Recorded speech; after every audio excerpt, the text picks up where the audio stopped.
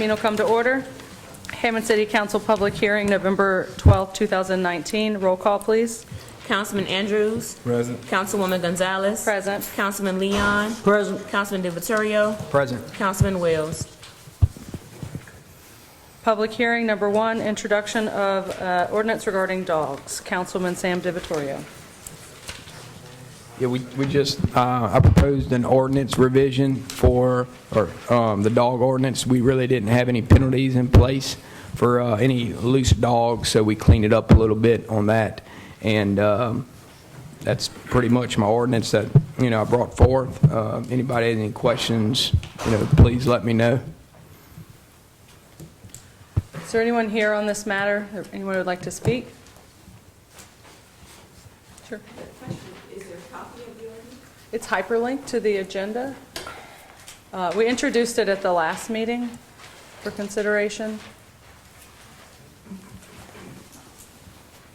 And does it, do we need to advise of the revision regarding the dog Well, park? yeah, the revision was just if it's in a dog park or any a dog zone, then the ordinance wouldn't, apply to that particular zoning, that area. So if a dog was loose in those areas, that's fine. That's designated, so you wouldn't be fined in that area.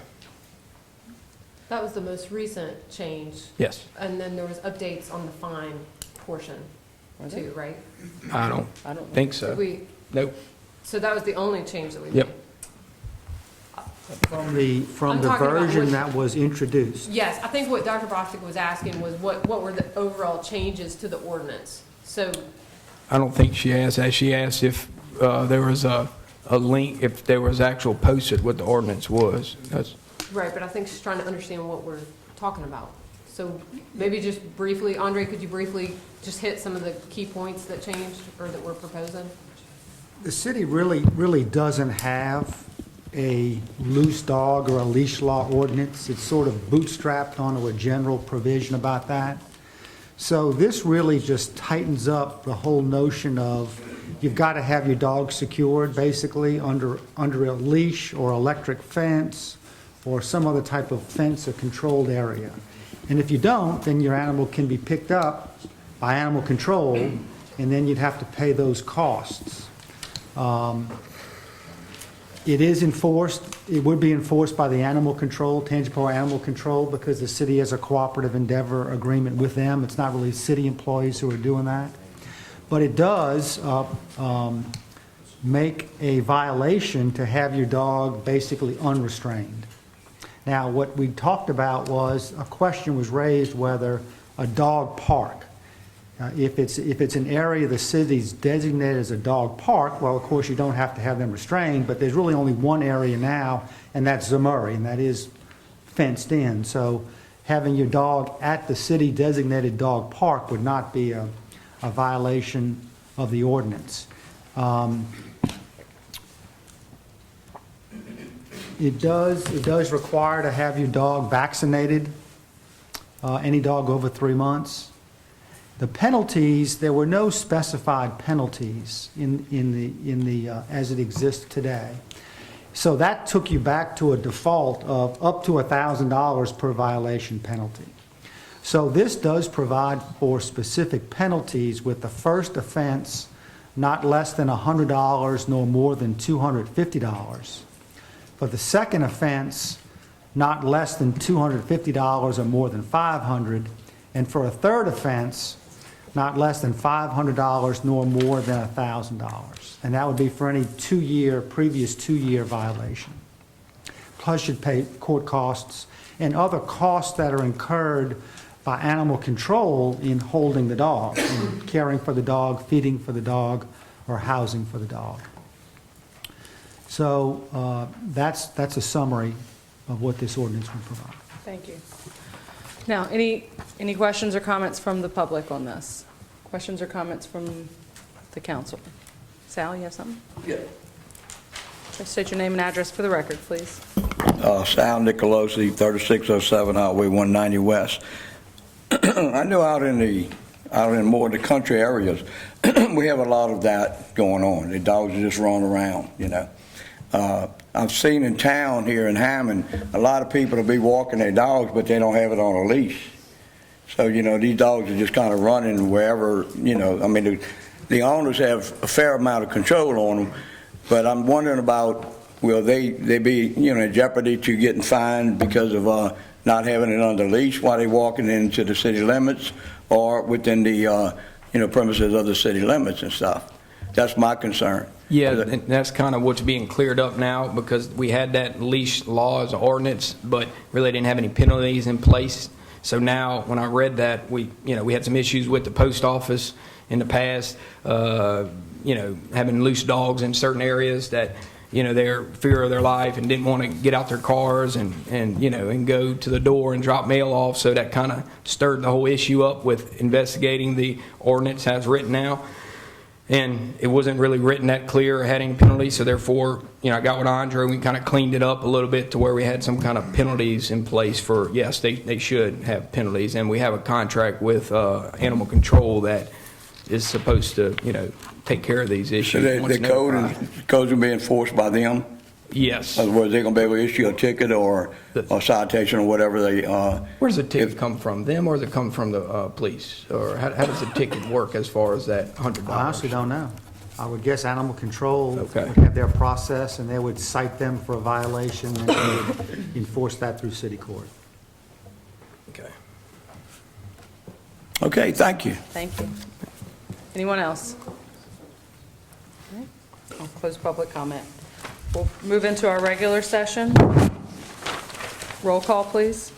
Councilwoman Gonzalez, Here. Councilman Leon, Here. Councilman DeVittorio, Here. Councilman Andrews, Present. Councilman Wells. Now, I'll ask you to please stand for our prayer and ask Councilman Andrews to lead us in prayer.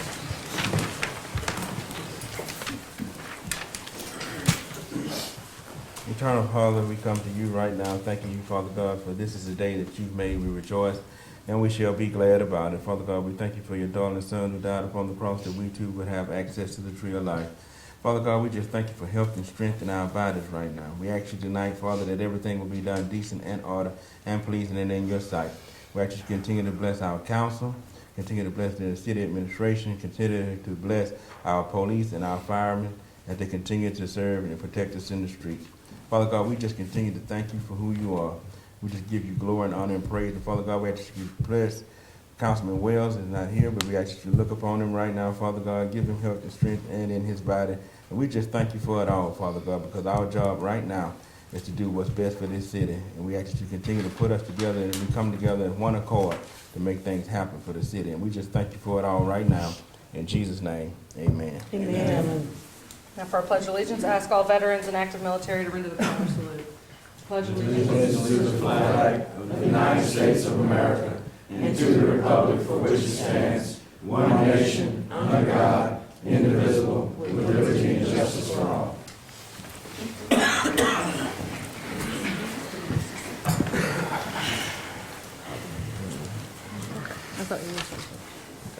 Now for reports, council reports.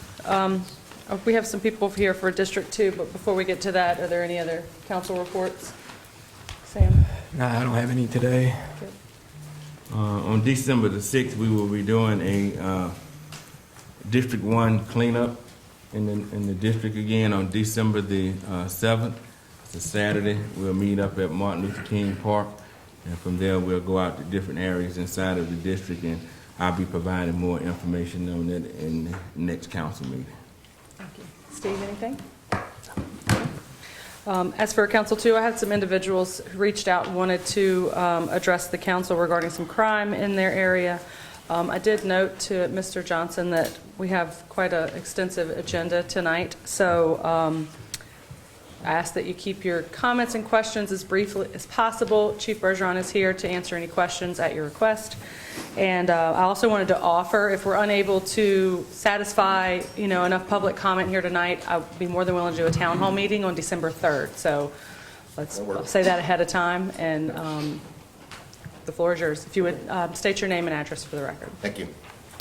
My name is Charles Johnson. I live at 604 South Cherry Street.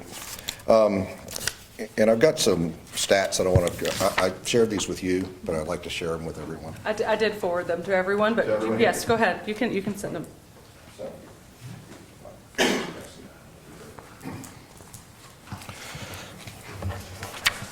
First off, I want to thank Kip Andrews and Carly, yourself, and also Chief Bergeron. You guys have been great, been very responsive.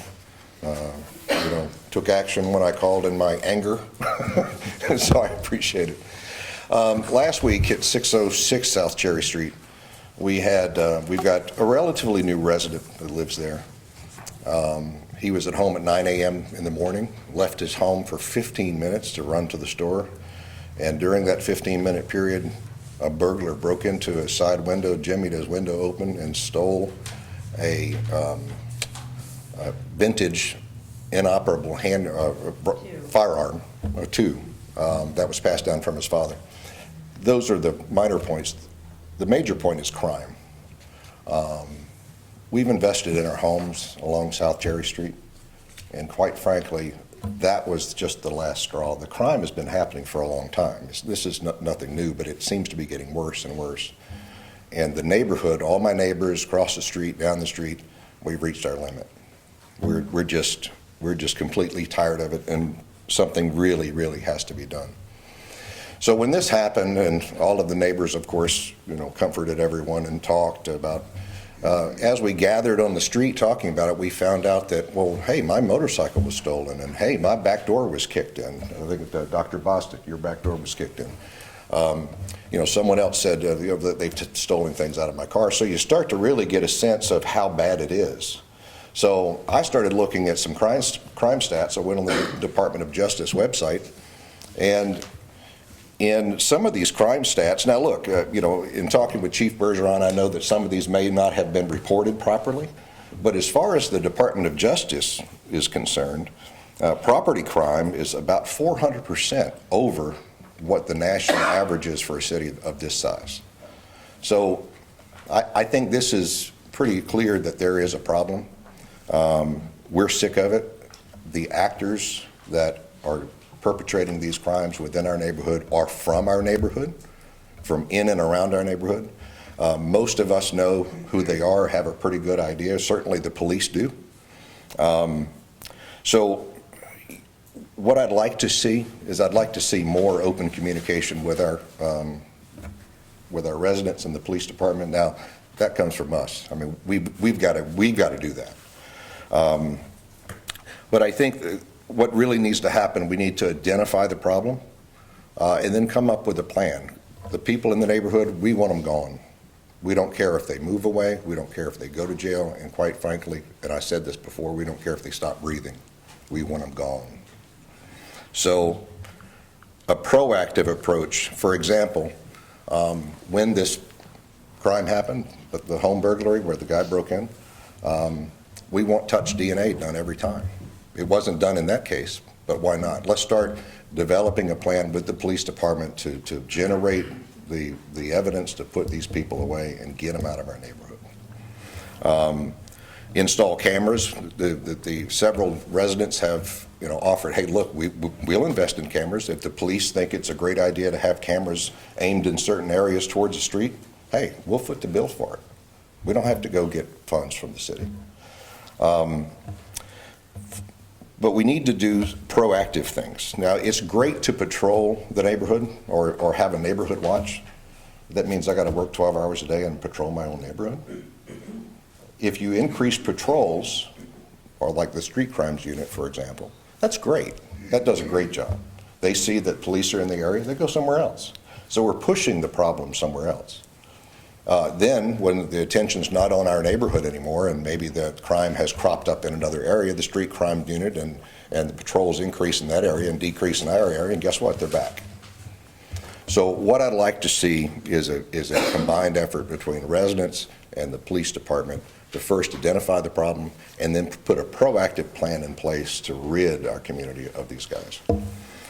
For example, GPS tracking plan items. Let's put GPS tracking on a bicycle. Let someone steal it. Let's find out who they are. Apply pressure on landlords that are housing. Most of these folks that are committing the crime that live in our neighborhood, they don't own the house. They didn't invest in the neighborhood as we did. So, the neighborhood can go to the public records, find out who the landlord is for that house, and start applying pressure to get these bad actors out of the neighborhood. Essentially, what I'd like to do, and I'd like to offer on a volunteer basis to chair a new council, maybe called a South Cherry Crime Council, where that we get a select group, small group of residents working with the police department and come up with a plan to get our neighborhoods back to where they should be. Thank you. Chief Bergeron, did you want to address specifically the crime stats that we've been given and what we're doing about it? And Mr. Johnson and I have spoke, Chief Bergeron, Hammond Police Department, 120 South Oak Street. Mr. Johnson and I have spoke several times.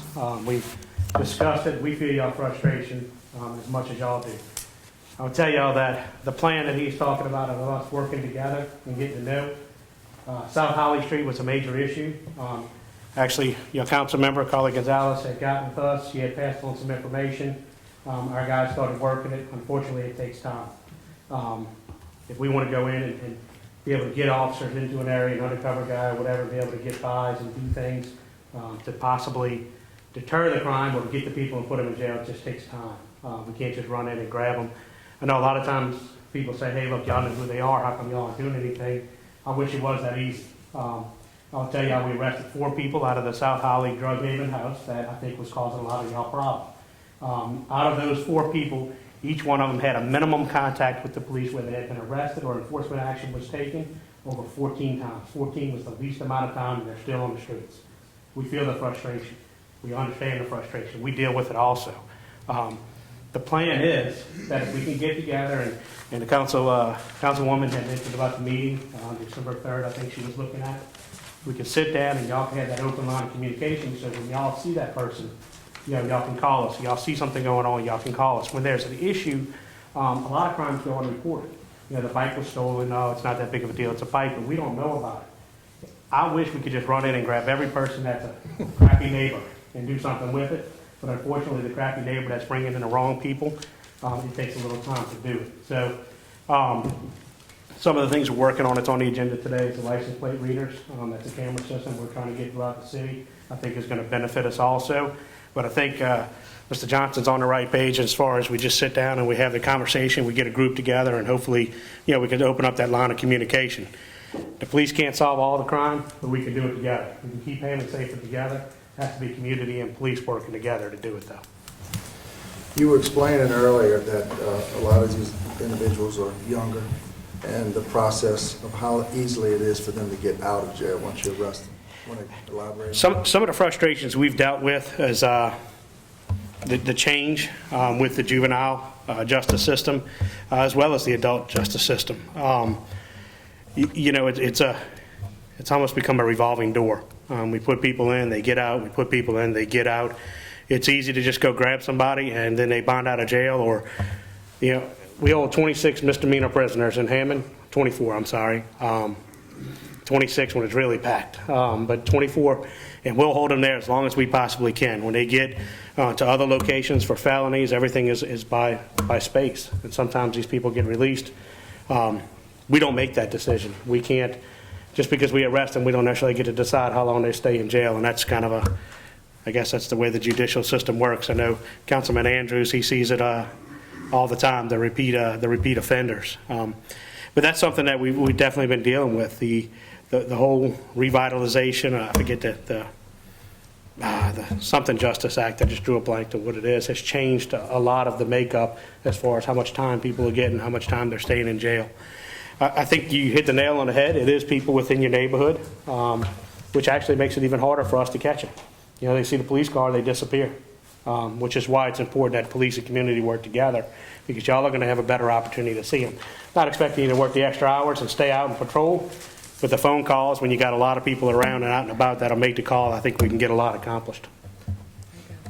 I would suggest that we hold to that December 3rd meeting, and if you would go back to the neighborhood, form that committee or council that you called it, I think that's a great idea. I mean, Neighborhood Watch is they do work, and they're more than just watching your streets and patrolling your own streets. They're communication between houses, sometimes Facebook groups. You know, if someone's bike gets stolen, the other ones make sure, hey, make sure you put a police report. These are the kind of things that, you know, we all have to work together. So, Well, let me say this.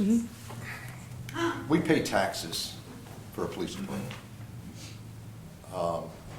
It's not only us that has problems. Maybe the police has problems. Maybe our laws are creating problems for ourselves.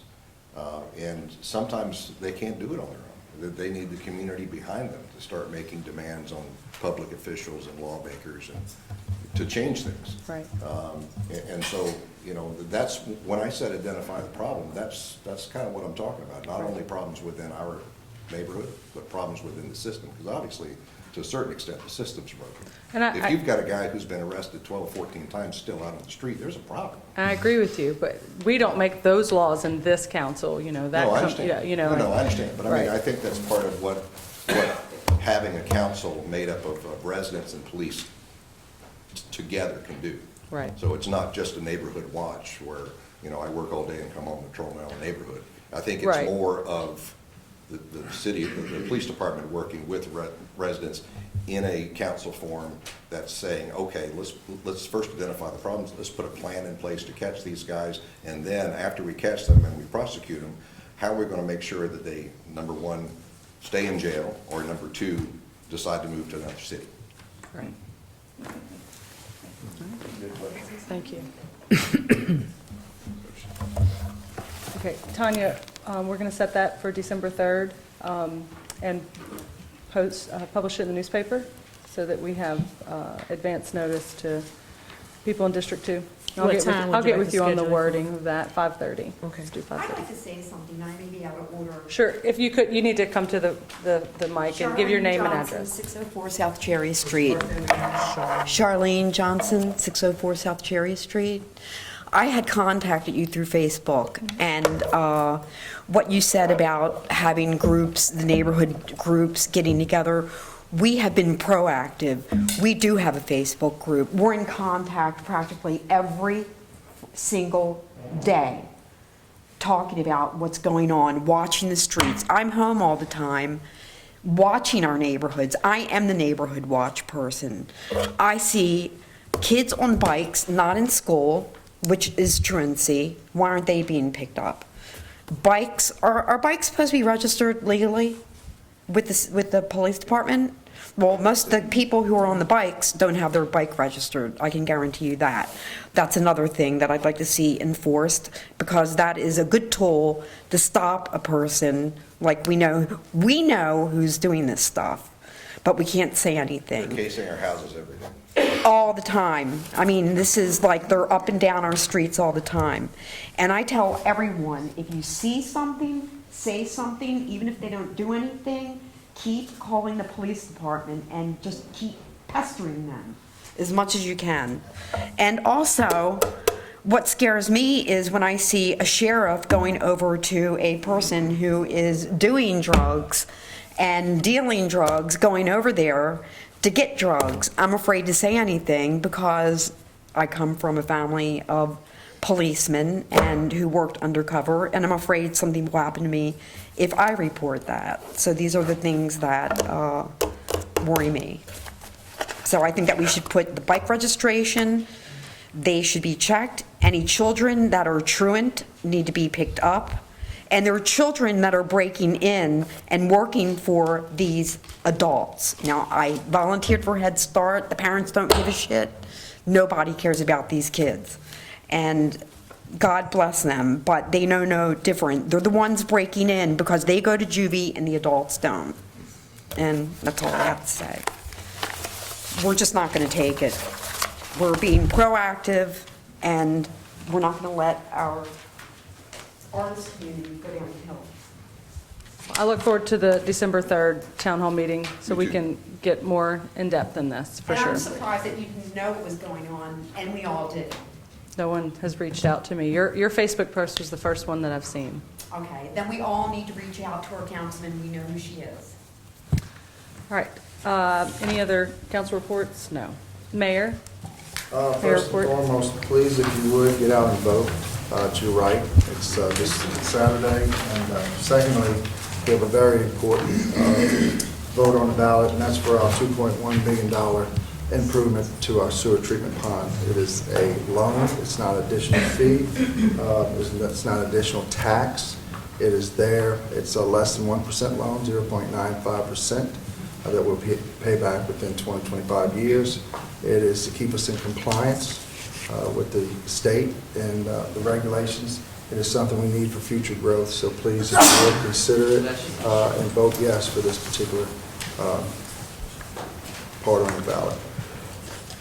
That's it? Very good. Now for our minutes of October 22nd, 2019, need a motion? Actually, I'm sorry.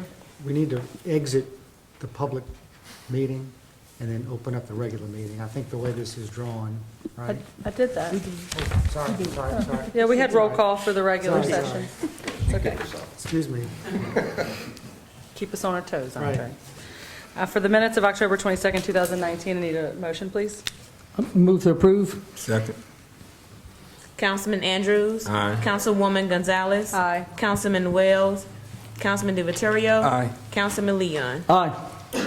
Now for old business number 1, appeal by 113 Hospitality LLC of a decision of the Hammond Historic District Commission for an addition to the north facade of the building located at 113 North Oak Street, application denied on September 18th, 2019. We had extensive comment on this last meeting. However, if there's someone who wants to address the council before we vote on this, please come forward. I'd like to ask a question. Ms. Lee, Ms. Garcia, did y'all have a chance to revisit since the last council meeting? No. Okay.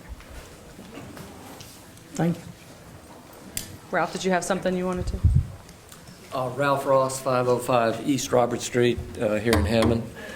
I guess I had 2 comments or observations. All the time that I've been in Hammond, I've never seen an appeal of a decision of the Historic District, and particularly never seen one overturned. And I'd hate to think that this is going to become, a standard open avenue that you don't like what they say, you just run on up to the council. And that probably isn't something that's going to happen. But I see 2 elements in this whole issue. One of them is that someone got in a hurry and wanted to do something and didn't go and follow the procedures. And the other relates more to what the Historic District does in their judgment of what preservation is. Was the building adversely affected in terms of architectural details or not, is another issue, and I'm not qualified to look at that. And the other one is just an observation. It's my impression that they certainly have not been to the building officials to get this addition approved. And I think they knew that if they had gone to the building department, they would have been told, don't you dare do anything until you get the Historic District's approval. And also, I think that when you go to the building department for something, even though this isn't a big addition, there's electrical in there, there's probably HVAC in there, you have to supply plans, and they have to be approved by the fire marshal. And I don't think any of that got done. Instead, you all are focusing just on the Historic District when these other issues are still out there. But that's just an observation. I would hope that if the council overturns the Historic District's decision, that there would be some precision in what the council says that could serve as guidance to the Historic District insofar as what the council is looking for, in addition to what they're routinely looking for. So that's all I had to say. Thank you. Anyone else? Jenny? Yeah, I want to say a few things. Sorry, name and address for the record, please. Jenny Garcia, 219 East Robert Street. Just a quick little, I'm not going to be long, but at the close of last council, we had a voluntary ask from Councilman Steve Leon to find a middle ground with the applicant to settle this matter outside of City Council. And that's why we ask, the Historic District asks for applicants to apply for a certificate of appropriateness, because we need to find the appropriate things for these buildings in our historic district. So that was not done, and that's unfortunate. So what needs to be understood is that every application needs to seek a certificate of appropriateness. We don't issue permits. This is done by the building official. So this is whether for exterior work, for painting, awnings, additions, they must be evaluated and deemed appropriate for that specific building. Unfortunately, this was not followed through the proper procedures, and this applicant is more than fully aware of that. Despite this, they did retroactively submit an application, and it was reviewed as if the work was not completed. This application violated the Historic District guidelines for additions, so a certificate of appropriateness was not issued. By overturning the application, you're allowing people to pay a fine and to go against not only the Historic District, but circumvent the city's building requirements for obtaining necessary permits. And this sets a precedence for future violations and not only undermines the regulating ordinances of the Historic District, but also undermines the authority of Hammond's Unified Development Code. At our September meeting, where this was denied for the illegal addition, it was requested that the north facade be returned within a 60-day time period, and that would actually be, I believe, November 17th. So I would like to request that to be extended from starting tomorrow, which would be January 12th, would be the 60-day time frame to restore the north facade. So.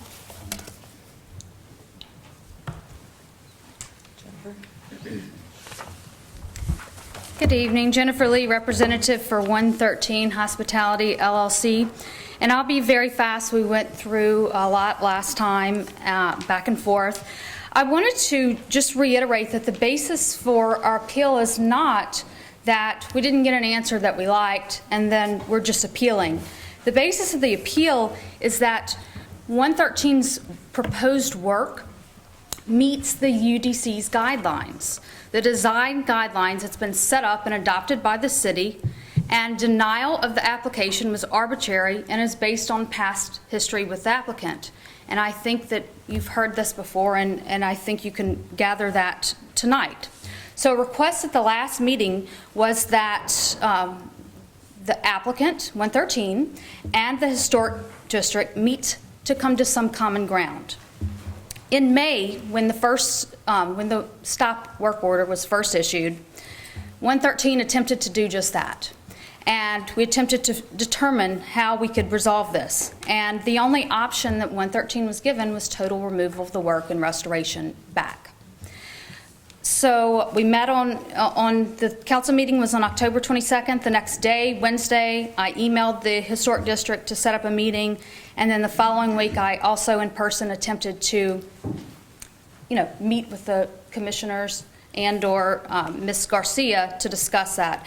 Unfortunately, we've not been able to do that.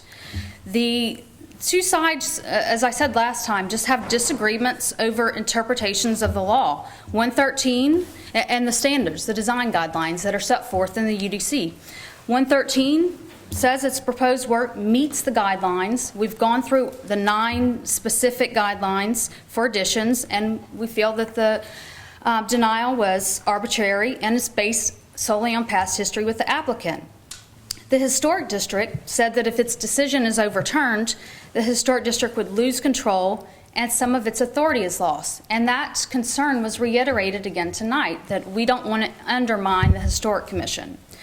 I wanted to point out that the basis upon which we're appealing is the UDC section 8.112, which allows for any person or persons aggrieved by any act or decision or proceeding of the Historic District to appeal. And the purpose of the City Council is not to uphold the authority and control of the Historic District. It's kind of like a checks and balances. If you can imagine in a district court situation where you appeal to, if you're aggrieved, you appeal to an appellate court. Well, in this case, if you're aggrieved by the Historic District, the UDC allows you to appeal to the City Council. That's what's been done. It's not because the answer wasn't liked, it's because the rules weren't followed. So in summary, 113's proposed work meets all the rules that's set forth in the design guidelines. The architectural features of the building, which are the wooden slats, have been preserved. The addition is very small and inconspicuous. It's behind screening and a dumpster. The addition can be removed in the future without significant damage to the building, and it has no impact on the site in terms of loss of important landscape features. The addition does not visually overpower the original building or compromise its historic character. And remember, this is a 190 square foot area we're talking about. The proposed addition meets the overall objectives of the design guidelines, as well as the 9 specific guidelines for additions. And 113 would simply request that the decision rendered by the Historic District on September 18th denying its application for COA be reversed, and a certificate of authority permitting the addition and the proposed work be issued so that the proposed work can be completed. Thank you. I want to ask a question, was just to clarify everything. Did 113 file for an application before they did the design of the job? They did not. Okay. And that was, and we talked about that last time, that was a mistake, just in a rush to do the work. That was an error. It was not applied for ahead of time, but it was submitted retroactively. And does the design meet the historic district's design qualifications or regulations? Does it meet that, Jenny? Okay, I just want to, I mean, I'm just trying to clarify it, it's okay. And that is the disagreement. I've gone through, it's 2 pages of design guidelines, 9 specific guidelines for additions, and we feel that it meets those guidelines. And the fine, were they fined? Yes. Okay, and they paid the fine? Not yet. Okay. When was it expired, the fine? When do they have till to pay that fine? I don't know. Okay, all right. Good. Who drew the plans? Holly and Smith. And he's sitting right there? Is Pierre there? Yes. You want to come and explain what Jen Lee is talking about as far as the wall that's been erected out there? The original plans that you drew were applied for and permitted. That's You're correct. talking about the addition to the dumpster area. That's correct. All right, so did you go back and draw that? After the work had already been done, we did a supplemental detail and actually what Jennifer's talking about with a compromising element to it, to try to fall in line with the more in keeping with the original detail. So as a state licensed architect, her 9 points or whatever she's talking about, is this what they built to code and to, with the permit department? I guess historic is... You're asking me if I was on the commission, would I vote for what they did? Is that what you're asking? I asked you if what you drew up is in compliance. I agree with Jennifer's assessment. Yeah. I have one other question too. No matter, and this may be for Andre, I don't know, no matter what happens, the fine stays in place. The fine has nothing to do with the appeal. The fine was not appealed. I'm sorry? The fine was not appealed. Okay. What was appealed was the denial of the That's certificate correct. of appropriateness. So the fine stays in place. That's one point. Yes. Another question I have, because it was brought up tonight. The fact that they did not get a building permit from the city, that should have nothing to do with the Hammond Historic Commission. That's a city issue. Right. The historic district, their guidelines require the certificate of appropriateness. That's what's before you, and whether this application met the guidelines of the historic district for the issuance of a certificate of appropriateness. That's correct. That's your decision. So the building permit is something that has not been addressed by the city, but that's a totally different issue. They will still have to comply with whatever building requirements, building permits, building ordinances, separate and apart from a certificate of appropriateness. Thank you. Something?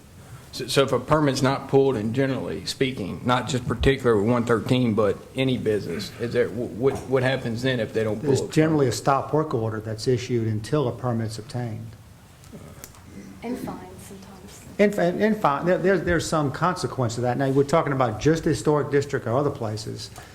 All work needs to be permitted, and if it's not, you can get a stop work. The historic district is different because there's an overlay of a review by the Historic District Commission, and they've got to issue a certificate of appropriateness. Once that's issued, then it goes to the building department for their normal permitting process. So there's really more than one step in the work in the historic district. And the design, the historic committee, they voted, what was the votes on that? Did everybody agree that it did not meet that regulation? Yes. Or okay. Yes. I think there was one person that reclused, right? Well, the first time it was reviewed, all 7 voted. Because that was before Holly and Smith was hired to retroactively submit design or plans for it. So I don't know if asking Pierre if that's appropriate, because he's not part of the commission, one architect, it's basically saying that the 7 people on my commission don't know how to do their job. So I don't know if his opinion is really appropriate. I didn't say that for the record. Well, you agreed with Jennifer I didn't say they didn't do their job. No. And I think that the disagreement is over the application of the design guidelines, as I've said before.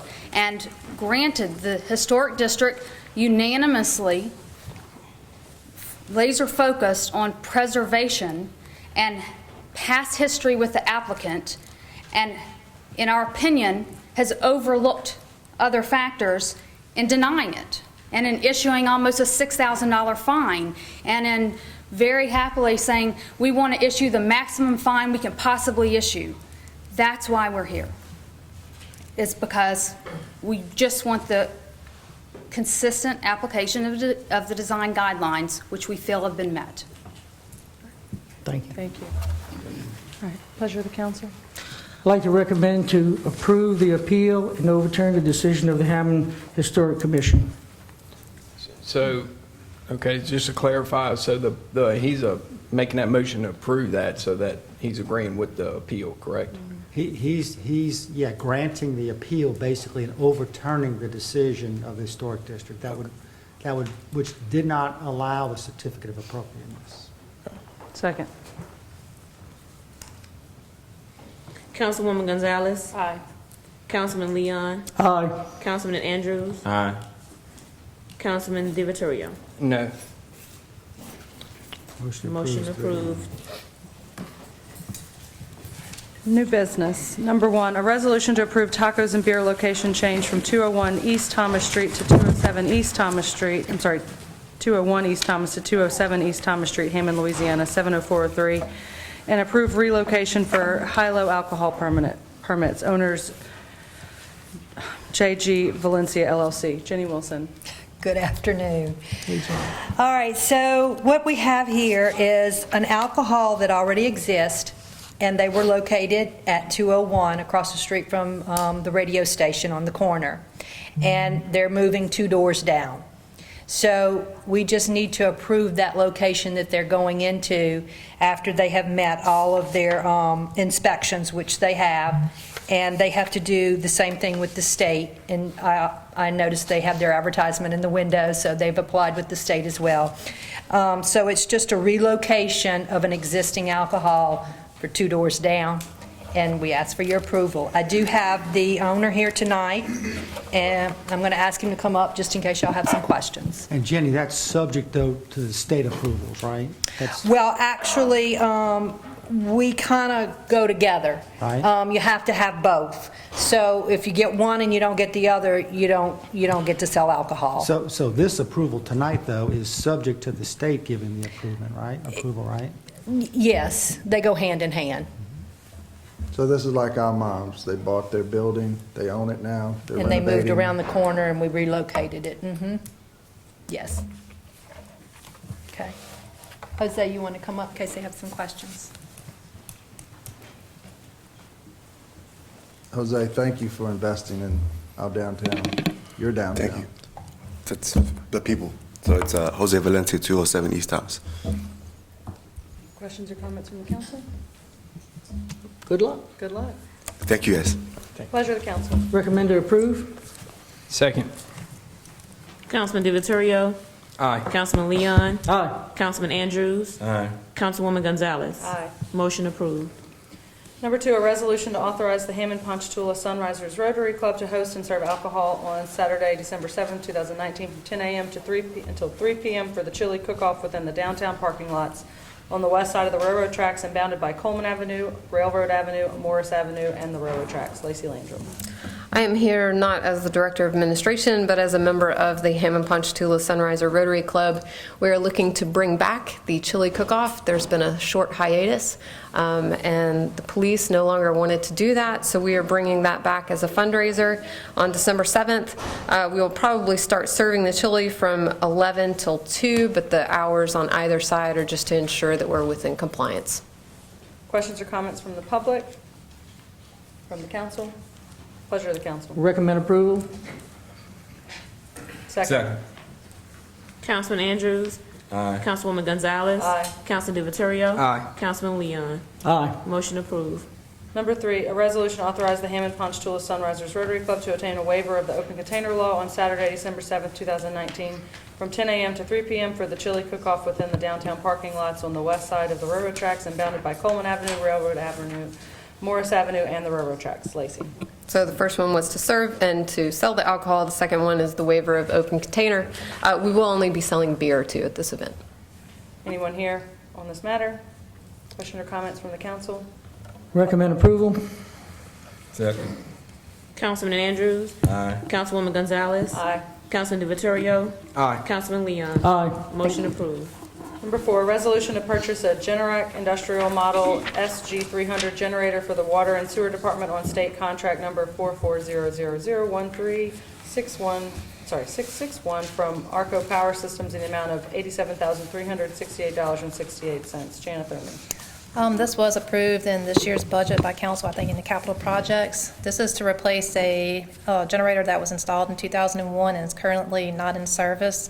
So it's on state contract. There's not a local dealer that we could get pricing from.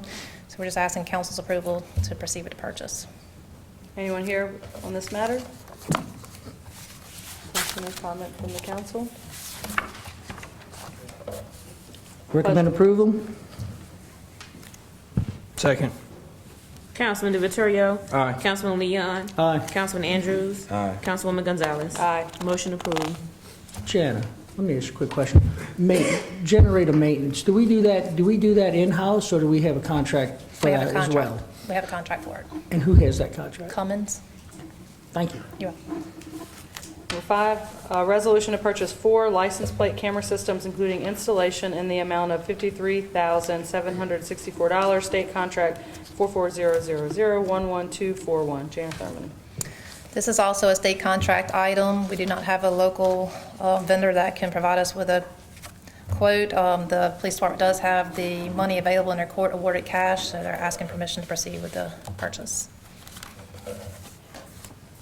Chief, you want to tell us about this one?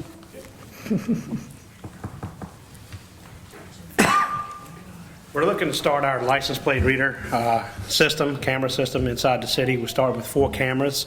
This is something that's utilized by St. Tammany Parish, Baton Rouge, Livingston Parish, pretty much everybody that surrounds us. What it is we'll find 4 strategic locations throughout the city. It picks up all cars and license plate that comes by.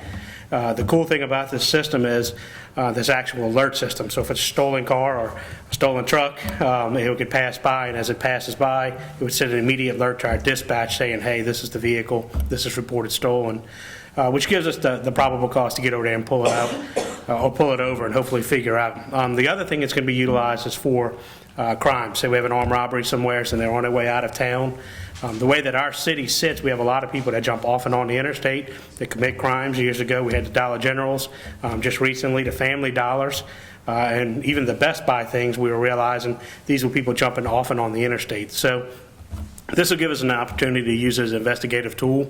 One of the advantages of us going with this system, which is on a state contract, is when we purchase these 4 cameras, we then actually have access to state police cameras, St. Tammany cameras, Livingston, Baton Rouge, and anybody else in the state.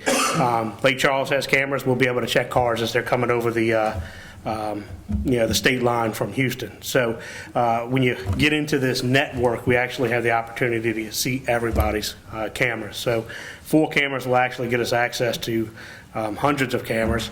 Might not necessarily benefit us as much by having some way out, but it'll definitely give us an opportunity to solve crimes, hopefully deter crimes, and catch some of these stolen vehicles and some of the things that we're dealing with.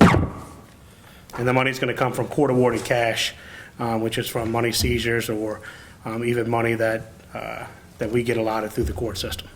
So does the camera just capture the license plate, or is it just like a regular camera that's catching all kinds of other It stuff? zooms in on the license plate. Now, a lot of times, depending on day or night, depending on when you're looking at it, but like during the daytime, it's easy. You can see the actual license plate as well as the vehicle type.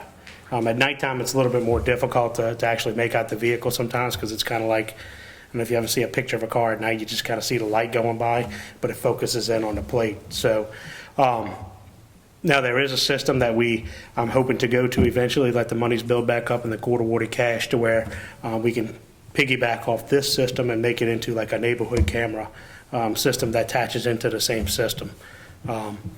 But this is kind of our starting point of where we want to be, or where we need to start in order to get where we want to be long-term. So we don't have any other ones in the city? These are just 4? This will be the first 4. First 4. This is a pilot program that we're going into. I've met with the guy, Dwayne Cothran. He actually used to be a reserve police officer with Hammond. He's over the Baton Rouge. He's a police officer in Baton Rouge, and he's over their whole camera system. And he's kind of been guiding us through it, showing us how they did it and how they developed their program. So it's just going to take a little while to develop, unfortunately, just because of the fiscal responsibility that it comes along with purchasing the cameras. How long they've had theirs in Baton Rouge? For a while? Oh, yeah, they've had them for, as long as I know. Probably 15, 20 years, I would think. They've developed just over the years more and more cameras. They get a couple this year, a couple that year, and they just build. And that's usually what most departments do. They start out with one number and then just continually build throughout the years, and eventually they get a lot more areas covered, the corridors of the city, and then work their way into the neighborhoods also. You may have already said this, but the mobility of it, moving the system from spot to spot, is that fairly? No, they have 2 different types of systems that you can get. One of them is a fixed unit, which you say you find a place and it's on a telephone post. You have to have electricity and all that. Then they have the mobile unit. The mobile units are attached inside of police cars. They don't have the system. There's a system where you could buy a trailer and you could put it on a trailer. The guy at Baton Rouge said it was the worst thing they ever did. They spent $12,000 on the trailer. Somebody stole the trailer. He's like, it was awful. He's like, it was literally out there for 4 days. They do have a mobile unit that you can put inside of a police car and ride around with that. The problem with the mobile units is they get beat up, they get bounced around. And I think long term, I would like to get some of those. But I think right now the fixed cameras or the better option. Now, can we move them if we decide or we figure, hey, they're not working here? Yes, absolutely. Okay. But is it a move today, move tomorrow, move the next day? No, it's not that, because it has to be hooked to electricity. It has to be, a process to get them installed. Thank you. Any questions from the public? Frank? Okay. Come on, one at a time. Frank T. Vittorio, 1 Norbrook Circle. I just had a question. Do we have any procedures or in place already for control and access to the surveillance system? Who's going to be able to check this, and how are you going to prevent people from checking their ex-spouses and ex-whatever where they are? Who's going to be able to actually access this system, and how and when, under what protocols, and what logs of their access? Well, in this case, what will happen is when we actually get the cameras, we'll have 4 to 5 user names which will be on it, or user IDs. One of them will be assigned to each shift. One will be assigned to patrol, one will be assigned to street crimes, and one will be assigned to dispatch. So if someone is running these plates or doing something like that, then absolutely it'd be logged and we'd be able to check and see who did it. Similar to our NCIC or Louisiana State Computer. Every officer has a laptop in their car. They could run a license plate any day that they wanted to. This is similar scenario. Everything's keystroke and key logged, I guess is how they say it. So if somebody goes in and misuses it, we definitely could figure out that they did do it. That answer? And as far as the policy and procedure, Baton Rouge PD has actually sent us over their procedures and their policies, and we're going to mirror theirs. Questions? Yeah. Do you actually have a location that you propose to put them at, or? Well, we're not going to say where we're putting them. That would kind of defeat the purpose. Okay, well, I was just. We're not going to say, but what I've done is I've gotten with Sergeant Thad Gutierrez, who runs the street crimes unit. They're a very active unit. They've looked at some locations as well as our investigative unit, and they've gone around the city and they could propose some locations. Once I get all the locations that they think, then we're going to sit down with a little committee and try to determine which we think is the best. And look, just because we say that this is the best one today, if it's not working after a month or so, we can move it. It's just not a daily move. Yeah, I understand that. Next.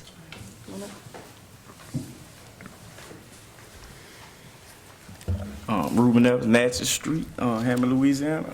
I just wanted to ask, I heard you mention like picking up stolen vehicles. Will the license plate, would it pick up like tickets and uninsured cars? All right. I was just wondering in case it make a nuisance. No. It's not a ticket thing at all. The only thing we could do is if, say we have a suspect in a murder, we think he might be driving around in a red truck with license plate 1, 2, 3, 4, 5, 6. We can put that plate in there, and then if it hits, it'll send us an alert. But as far as speeding or any kind of traffic violations, no, it doesn't do anything like that.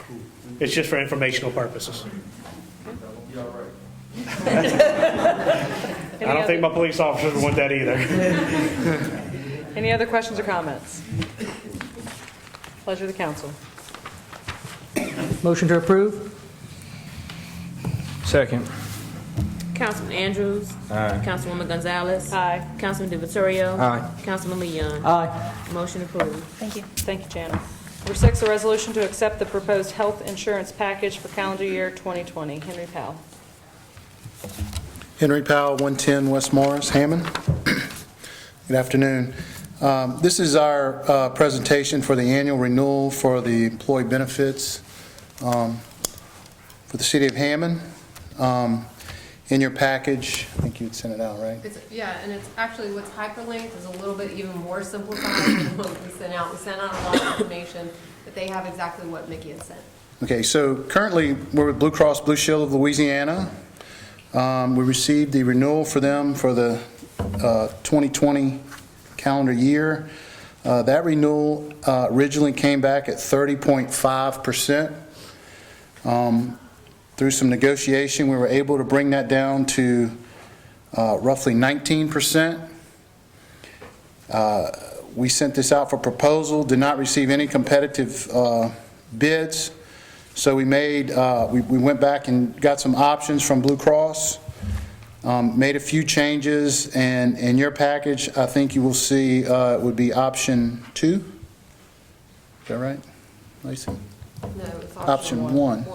Okay, option 1. 13.28% overall.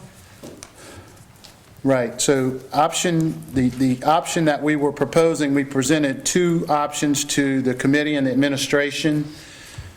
Certainly we can discuss each. The committee's recommendation was go with the option 1. That would be increasing the deductible by $500 on a single, $1,000 on the family, with the city continuing to help the employee with the deductible, so they would take on the responsibility for that increased expense to the employee.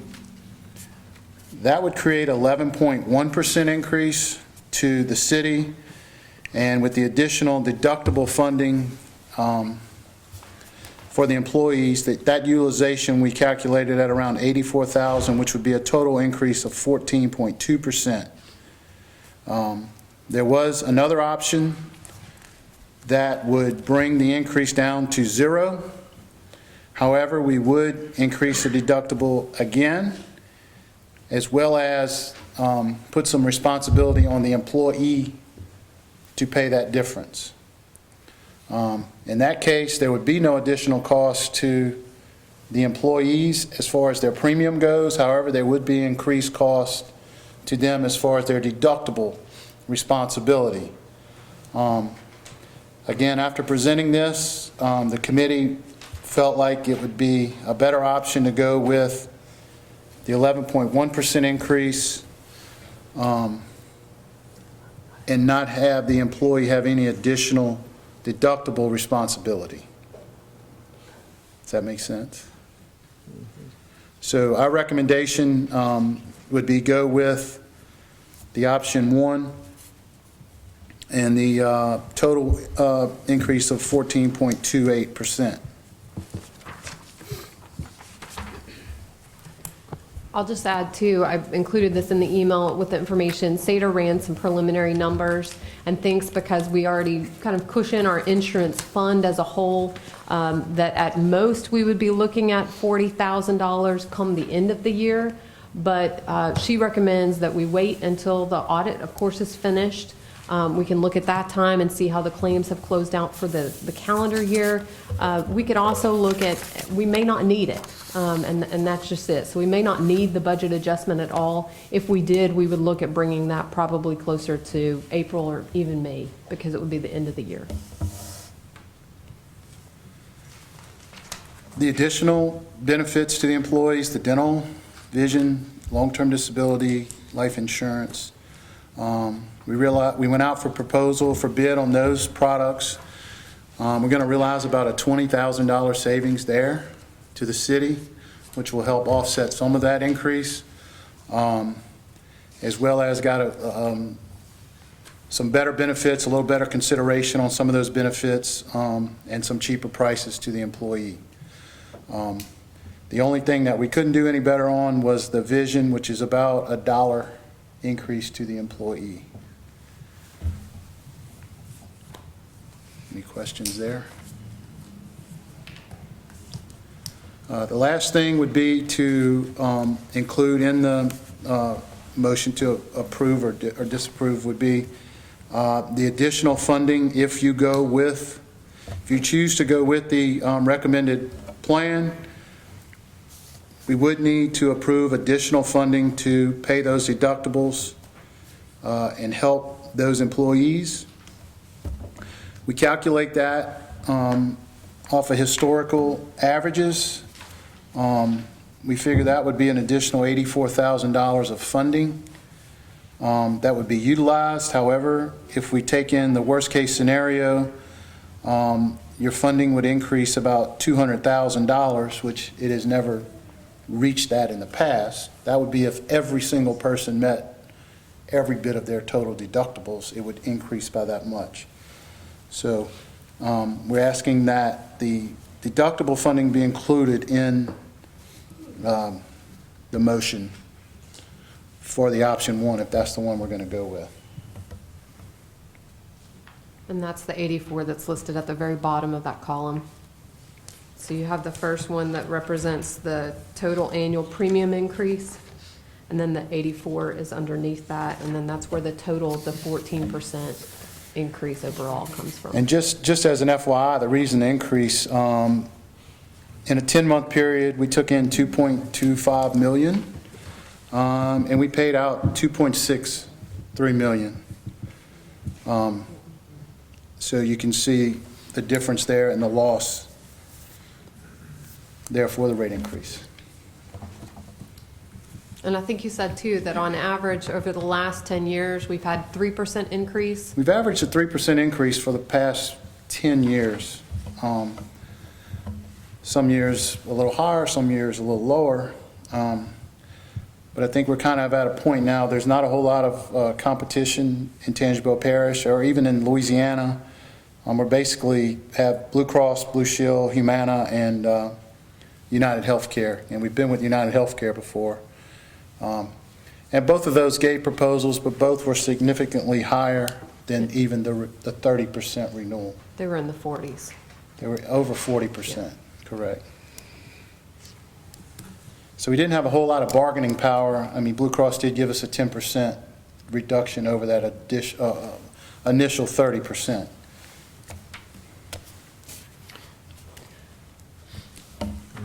open it up for public questions or comment. Anyone here want to ask questions or comments on this? Questions or comments from the council?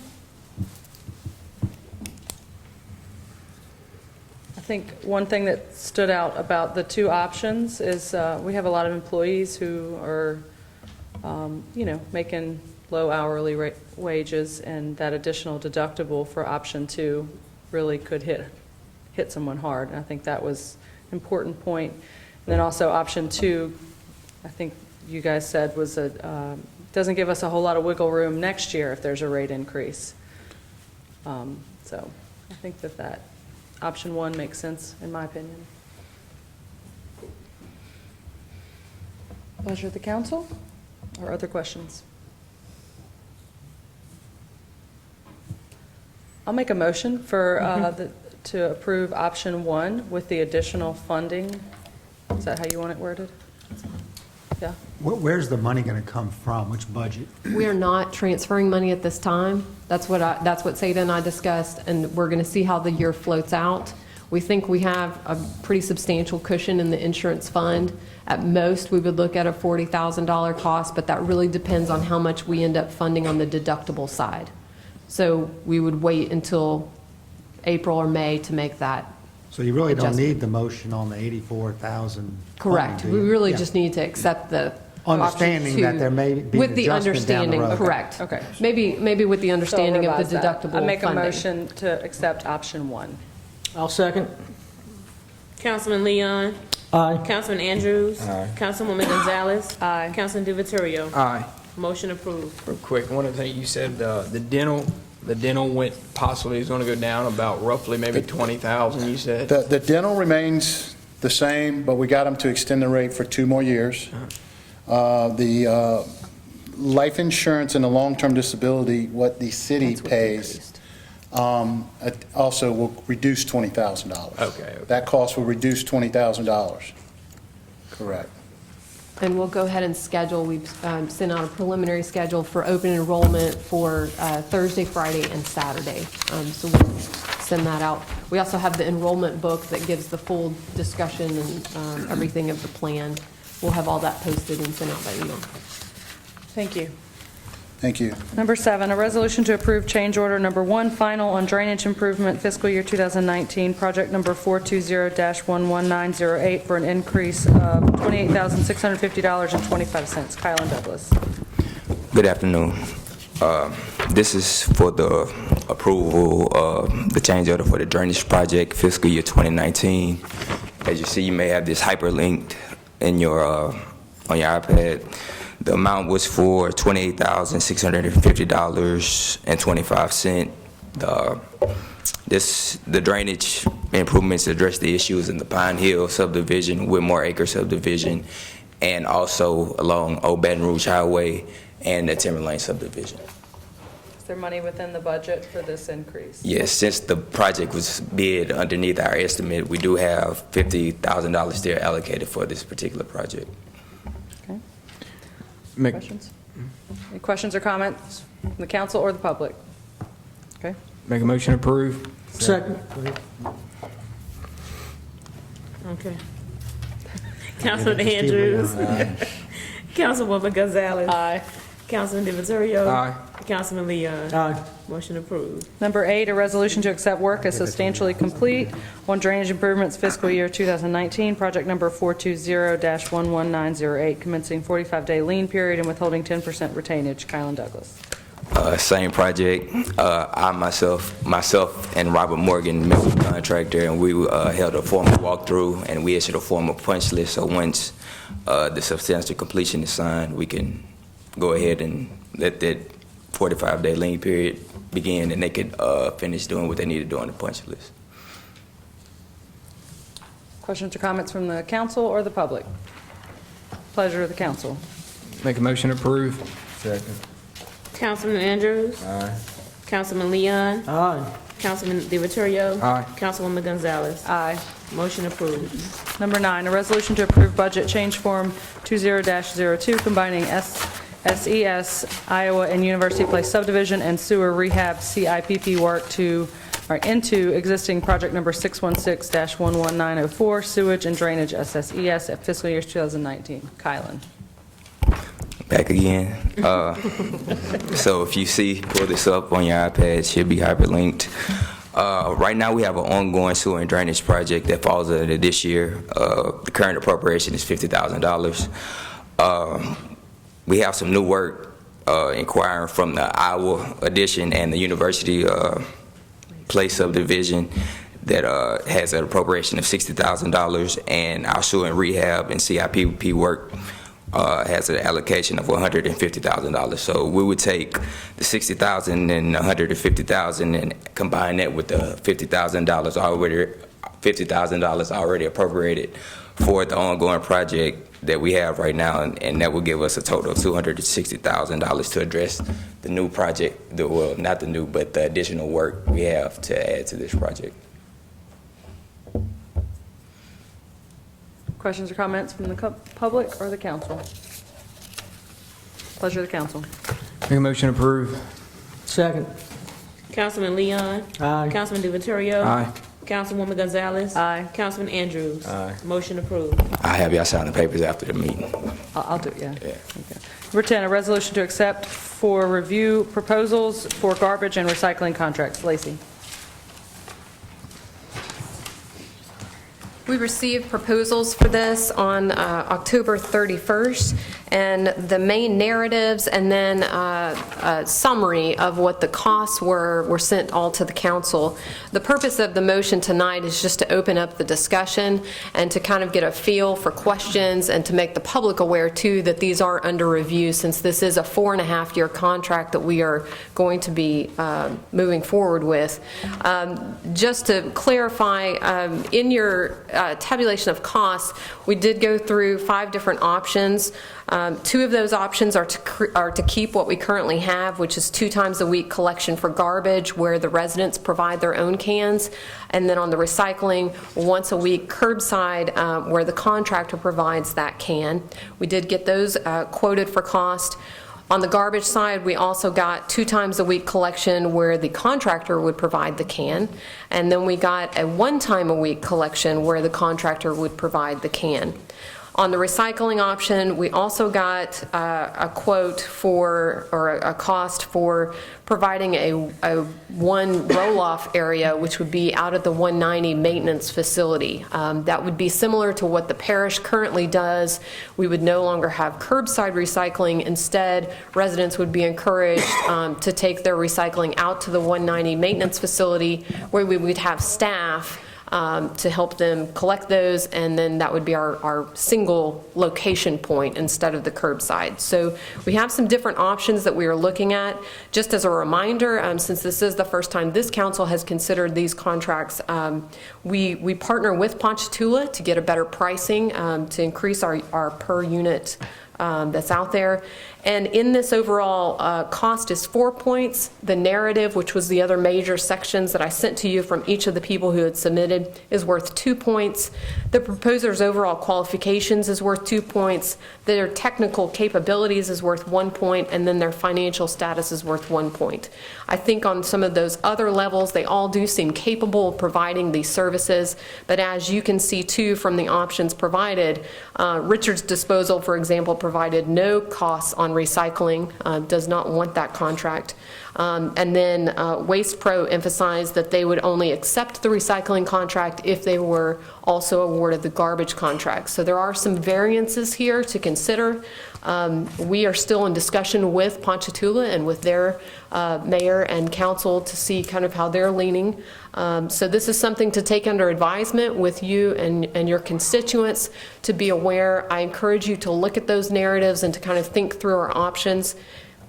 We hope that we can award this at the next council meeting. So that's kind of our timeline that we're looking at.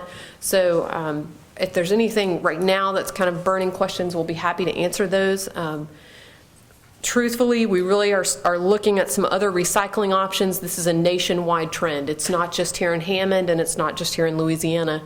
nationwide. When China decided that they were not going to accept, they used to accept up to 3% contamination, and they dropped that down to 0.5% contamination. So a lot of our recyclables cannot go to China anymore to be accepted. Instead, they're going to the landfill.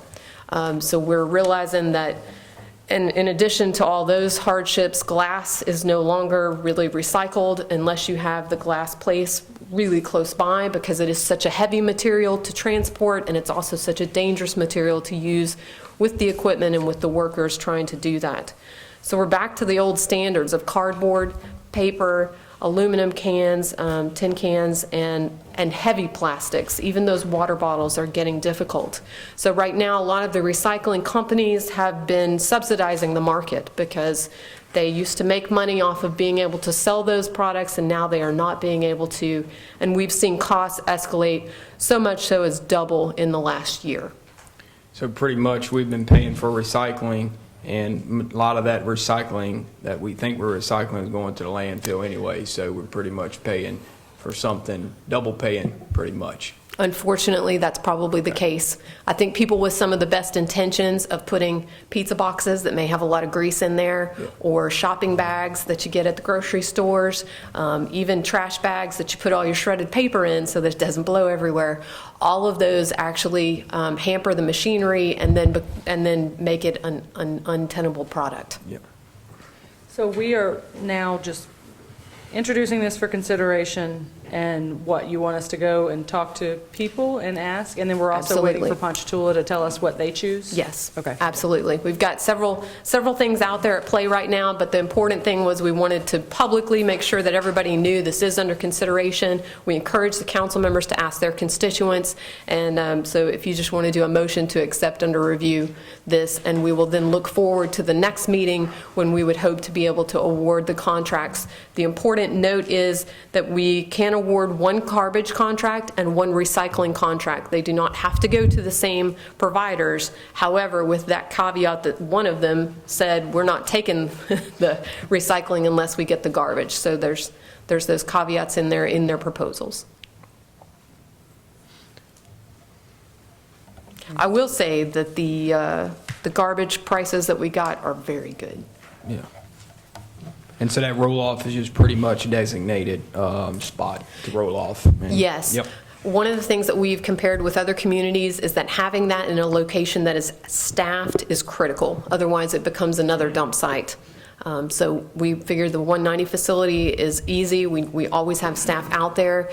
There's also plenty of room for it. We wouldn't have to make a lot of arrangements or movements to be able to accommodate such a large roll-off. So would we have somebody designated there at all times to watch that roll-off, or is that it will kind of like also also be part of our discussion about what hours we set up for people to bring recyclables, because of course we don't typically have people there on Saturdays, and so that's something else that I know that's far more convenient for residents, so we'd want to talk about what hours would be if we go with that option.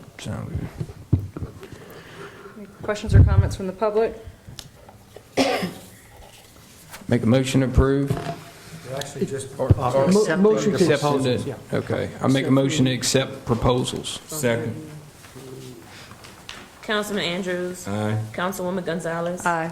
Councilman DeVittorio. Aye. Councilman Leon. Aye. Motion approved.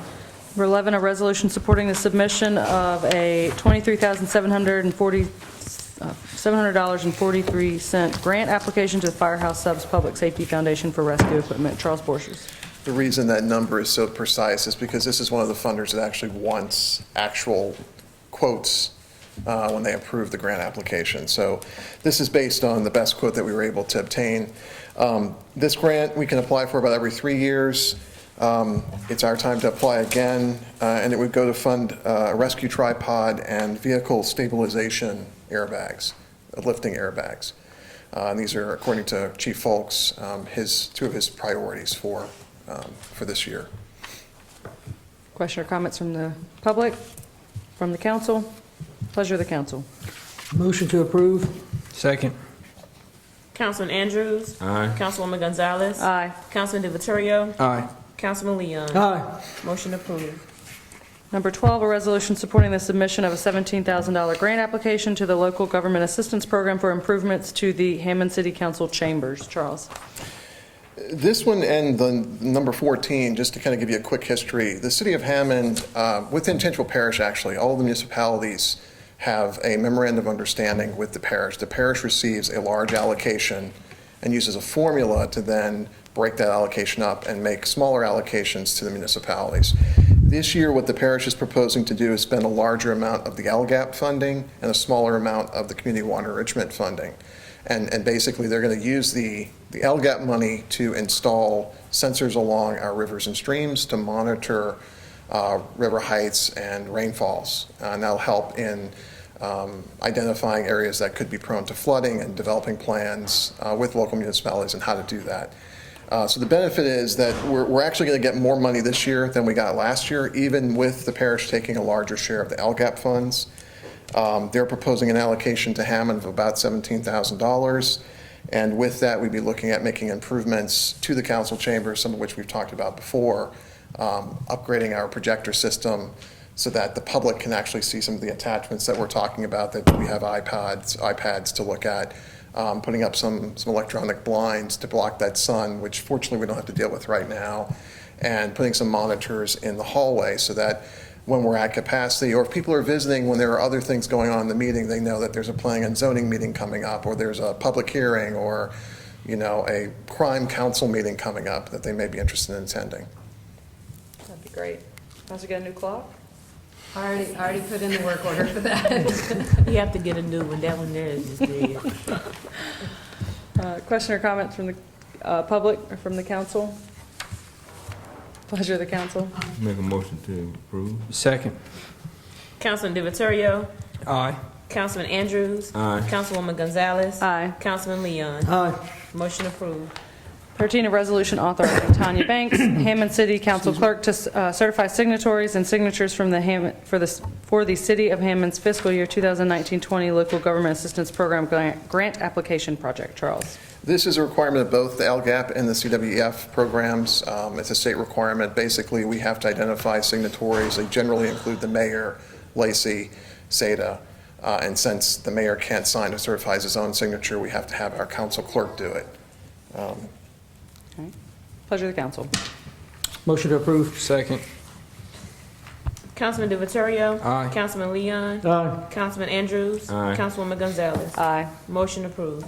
14, a resolution supporting the submission of a $28,000 grant application to the Community Water Enrichment Fund to purchase water sampling station.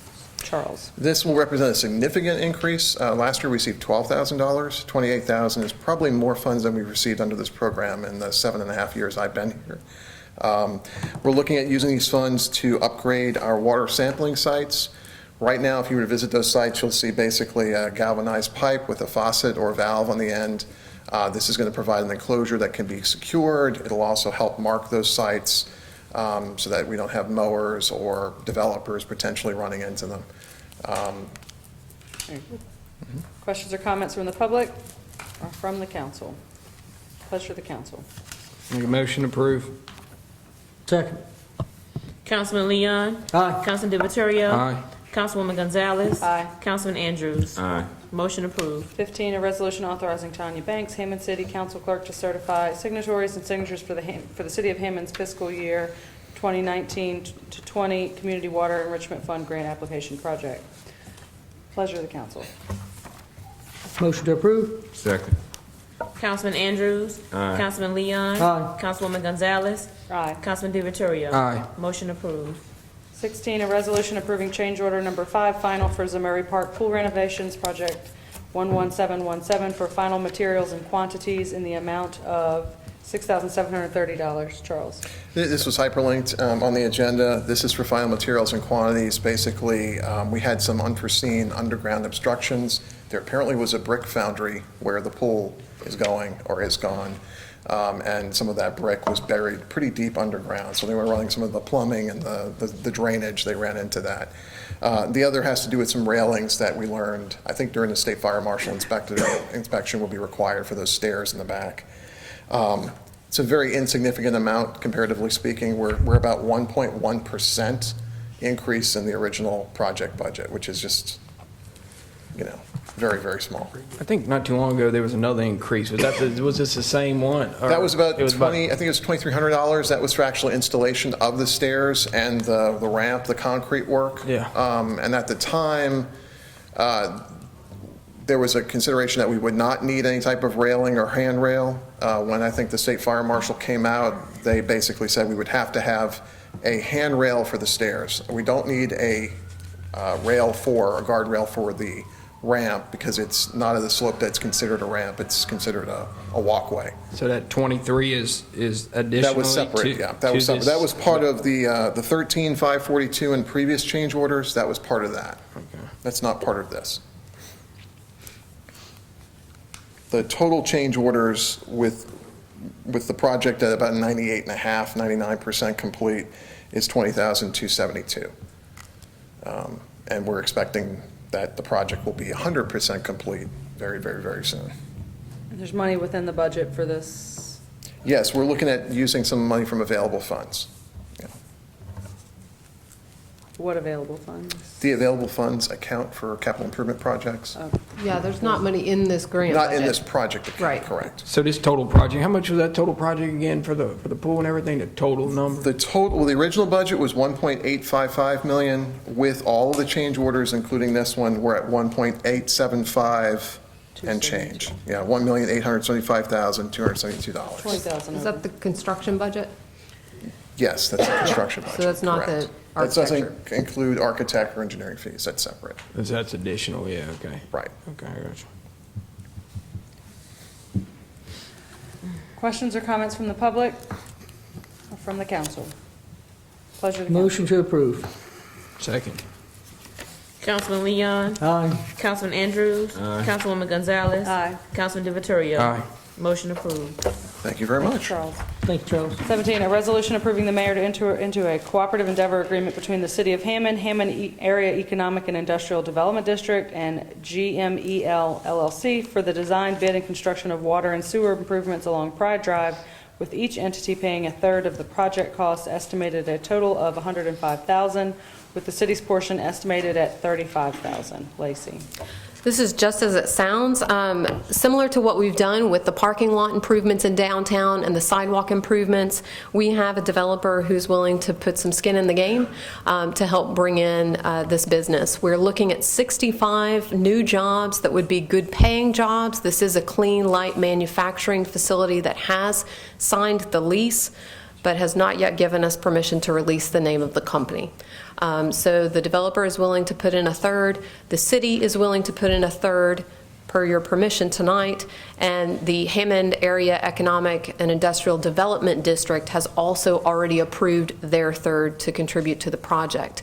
The goal is to run the sewer lines so that it will also touch the Heidi property. They have about 20 acres out there. It will also touch all the remaining properties out there along the end of Pride Drive. So this would complete the sewer for that area.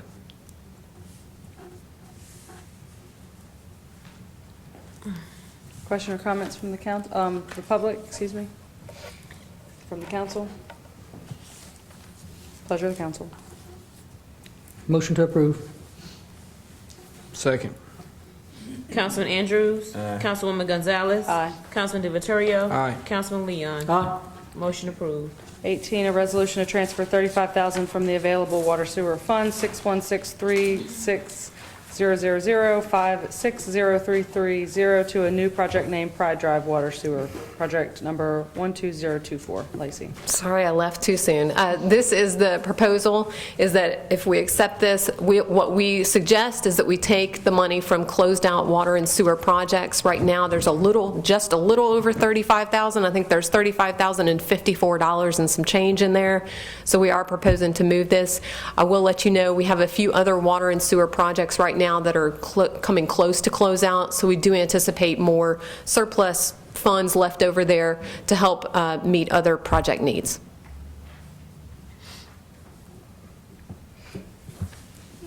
Questions or comments?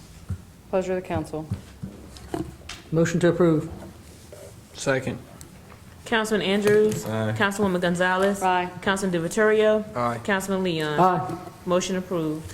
19, a resolution to transfer $113,000 from available surplus funds 4201-58800-560330 into the Martin Luther King Park Improvements Project. Lacey. I would encourage you to look at this resolution and the next one, because this hinges actually on the next one, and you may want to take them in reverse order, but it's up to you as the council.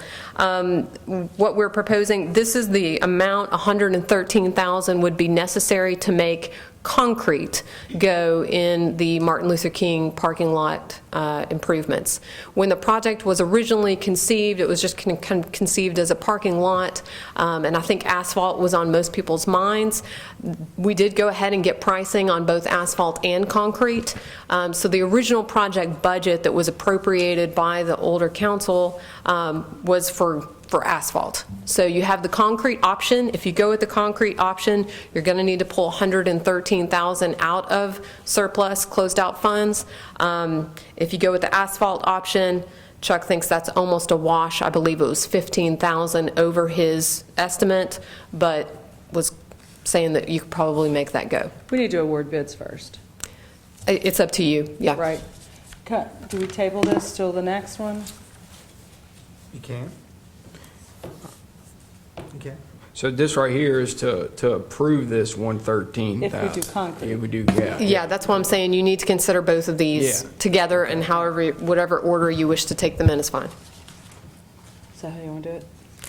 Table, yeah. This is just putting money there, and if you don't award the contract. We can the talk money's about right not now there. whether we want to do concrete or asphalt, Yeah. right? So I would just say. You want to come up and if you're talk a gonna little bit do- about? I mean, I'm gonna make a motion to deny this because I think we should do asphalt. Can we make that vote? Sure, yeah, wherever you want. On the continuous improvements of that parking lot, wouldn't the asphalt be a whole lot easier to maintain and keep up with than the concrete? Come here, Mr. Engineer. And would we get some from the parish? I know they do a lot of overlays. Could that fall into play? All right, so Okay. y'all want to put me on y'all want to go ahead and get the 20, or y'all just want me to go ahead and Just start? tell us the Talk difference about it. in asphalt and concrete. So the asphalt, keeping up with the maintenance, so over, I say about 5 years, we'll probably have to go back and keep relaying with all the usage with the concrete, which we have at the recreation center and, well, other areas of Hammond. We wouldn't have to go back, so I say about 20 years from now, it'll start cracking, and then we'll have to come back and address those issues. But for the long run, we will use the concrete. For the short-term period, we use the asphalt. It would only be 2 inches of asphalt, 6 inches of concrete. so how would it affect it if instead of 2 inches, you went with 3 or 4 inches of asphalt With asphalt, with the pressure of the carloads, it's still going to eventually wear off, and then it comes with striping and having to restripe and coming back and, like I said, come back and re-asphalt it every so often. And I don't know if the parish will handle it apart because, it's How much does it cost to re-asphalt or whatever it is? I mean, is it this price? It's not this price to asphalt, but we'll probably have to be bid out to be re-asphalted, or the city will have to take over maintenance of it. So, but. Do you think you're going to get 20 years out of concrete without it cracking up? Oh, it's gonna eventually crack. I know concrete's gonna crack. That's what it does. But Well, I was just kind of curious, why was it on here like where it was stated, resolution just automatically kind of like, suggest the 113? It seems like it would have been structured on here to where it would have been just, here are the bids, review the bids. They're in the wrong order. We should have done 20 first. Oh, I see, That's why I was okay, talking whether we okay, should table. okay. I'm going to make a motion to table number 19. Second. Let's do it right. Okay, a motion to table number 19? Okay. Motion is second. Councilman Leon. Aye. Councilman Andrews. Aye. Councilwoman Gonzalez. Aye. Councilman Divatorio. Aye. All right, now we're going to do number 20, a resolution to ratify bids and award a contract for Martin Luther King Park improvements. Kylan. So this is where we're talking about whether we do asphalt or the concrete. So this is for the award of the Martin Luther King Park parking improvements. If you look at your iPads, you have contract A, the bid tab for contract A, in the bid tab for contract B.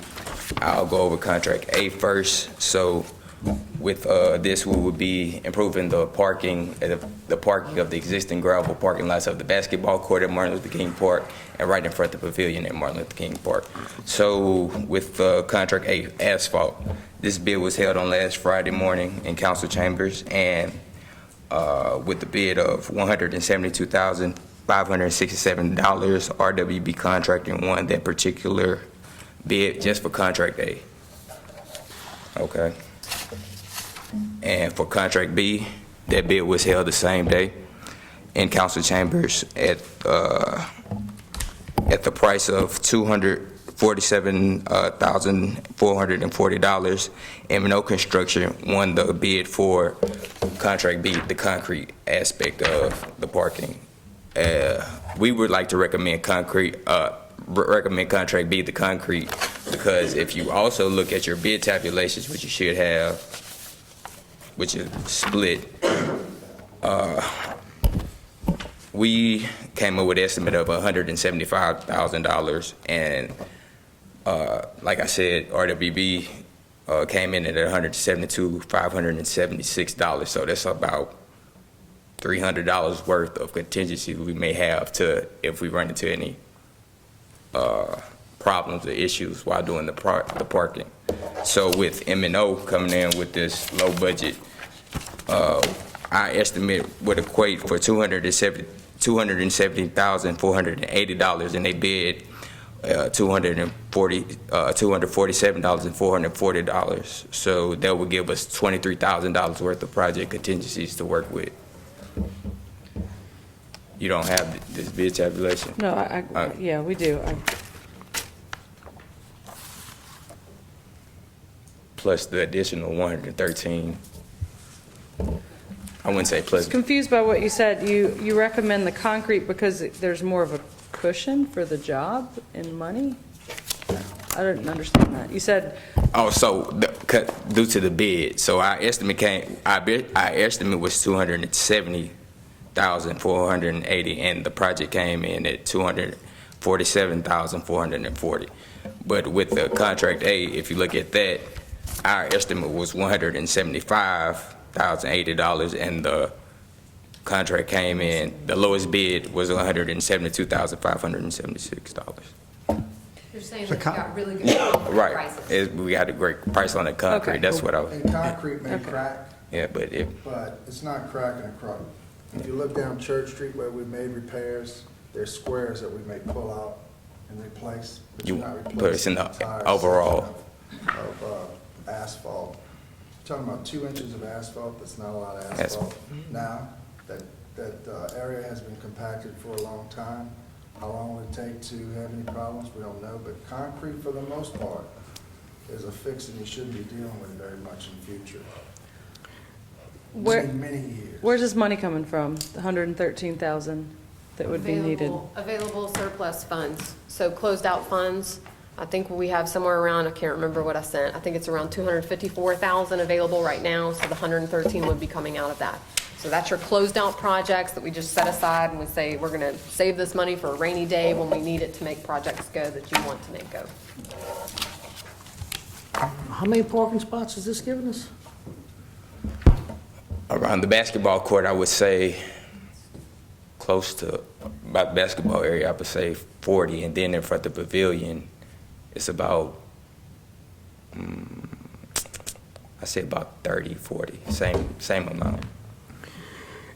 So pretty much the total budget was, using concrete, we're going to be $113,000 over budget. That's why we would need $113,000. No, we're not going to be that far over budget. Well, I mean, you transferring 113 to pay for the whole. Right, because it's a closed out. Yeah. So just say it's a different appropriation, so you move it, and then if we need to go into it, we'll use it, but I highly that would be. So how much funds do we have totally budgeted for that Martin Luther King improvements that we had going on? What Chuck was saying originally, we have $193,000 appropriated for the Martin Luther King budget, and I just pulled this up too. Around the splash park is 48 spaces, and around the basketball is 32. So Kylan's estimates of about 40. So 193 we had budgeted. That's correct. Okay. And that's because that number was originally budgeted for asphalt. Yeah. And then we said, well, you know, let's always get asphalt and concrete prices Yeah. and then see where we go with those. Okay. Kip, do you have anything you want to say, since it's your district? So, for listening to the conversation that was going on here tonight, when I went out to the park and we walked it and I looked and stood on it, at first I was leaning heavily with the asphalt, but listening to this again here tonight about the It's only two. It's going to 2 be inches. with limestone base. I think in the long run it'll probably be better for us to move forward with the concrete. I fixed the concrete, 6 inches. 6 inches thick.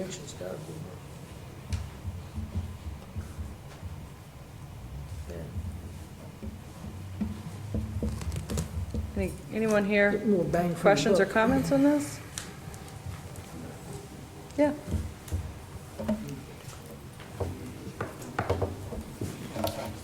How you doing? Ruben there.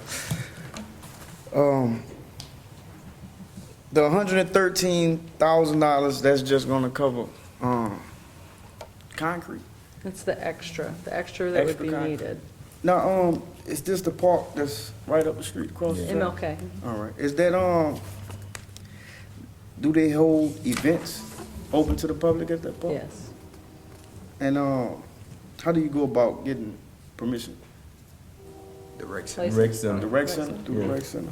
Yeah, on the city's website is a park reservation form, and you just fill out that form. It goes to the recreation center. They put all the reservations in, and it's usually first come, first serve, assigned for that. All right. But we do, the biggest event that happens at that park is the Martin Luther King annual celebration of that special day. And we have hundreds of people in the park on that day. But then, of course, there's lots of District 1's events over there. There's even some other barbecue kind of events, and then your standard birthday parties and gender reveal parties and baby showers and All stuff. that type of stuff. All right. Thanks. Ruben, what is your last name? Evans. Mayor, do you have a opinion, recommendation? Yeah, my opinion is that we spend the extra dollars now and have a concrete base that'll last 20 years plus. That airport out there, the concrete's been there for 50 years in many places. And yes, concrete has a couple of It's gonna aspects to yeah, it. it's gonna Right? shrink and it's gonna cold and it expand. cracks, All right. and that happens. But you put it in sections, usually 10 by 10, 10 by 20 sections, and if you have an issue with a section, you take that section out and you report. You don't report the entire parking lot. But with I think that, concrete's I've been in construction for 28 years, and I believe that do a project, do it well, and move on to the next project. Don't have to go back and maintain things where we'll be resurfacing this thing in a few years with 2 more inches of asphalt. Are most of our parking lots in the city concrete, would you say? I think we're transforming Yeah. to them, but some of the old ones, even the one we did by the steakhouse is asphalt. it's asphalt. All of the ones in Yeah, downtown. all the ones that are asphalt. But I believe that was, they 2 inches still, 2 to 3 inches, because we had to mill off the existing asphalt and come back and put more asphalt on it. So the last part we did with parking lot, which part would have had parking lot? Parking lot with Recreation center. Clark. the recreation shit and Clark. And we have asphalt there. We have asphalt there because that was doing an ongoing job, and it would be cheaper just to put the asphalt there at the time within the project we had going on at Clark. Yeah, I mean, 2 inches of asphalt compared to 6 inches of concrete. I think your price differential is certainly worth it. If we got the money. All right. Yeah. That's the problem. All right, any other questions or comments? Pleasure of council? Okay. On number 20, Yes, number 20. resolution to ratify the bid. A or B? Asphalt or concrete? I make a motion that we approve the concrete. Is that B? Contract B. Contract B. And who's the contractor? M&O M&O Construction. M&O Construction LLC, That's a local contractor. local contractor. I'll second that bid. Councilman Leon. Aye. Councilman Andrews. Aye. Councilwoman Gonzalez. Aye. Councilman DiVittorio. No. All right, then we'll go back to 19. So you make a motion to take number 19 off the table and consider it, right? Make a motion to take number 19 off the table to consider it. Motion to Second. So motion for reconsideration? Well, no, it's really just a motion. It's on the table now. So she's made the motion, take it off the table and consider 19. We just need a second. Kip seconded it. Okay? Councilwoman Gonzalez and Councilman Andrews? Yeah, second. Okay. Councilman Leon. Aye. Councilman Andrews. Aye. Councilwoman Gonzalez. Aye. Now, a resolution to transfer $113,000 from available surplus funds into MLK Parking Improvements Project. Make a motion that we transfer the $113,000 from the surplus available fund into this project. Second. Councilwoman Gonzalez. Aye. Councilman Andrews. Aye. Councilman Leon. Aye. Councilman DiVittorio. Absent. 21, a resolution to authorize the Downtown Development District and its approved merchants to serve alcohol during the event Starry November Night held on Friday, November 15, 2019 from 6 p.m. to 10 p.m. Event is held within the boundaries of East and West Charles Street, North and South Cherry Street, East and West Coleman Street, and North and South Pine Street. Hello. You're not Chelsea. No, I'm Olivia. Hi, Olivia. Hi. Olivia Graziano. Yes, 2 West Thomas Street. Yeah.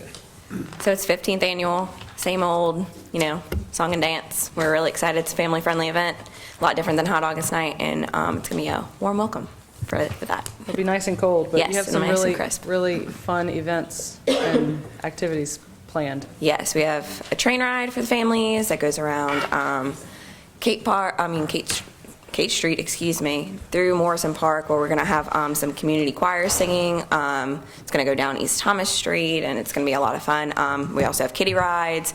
We have a restaurant, retail, and pub crawl where you pay $10. You get a button and a picture of your group, and you get to go around and get deals and specials on, things from, retail shops where you can buy dresses or whatever you would like to, or you can get some food and drink specials for the night too. So it's going to be a lot of fun for a bunch of different walks of life.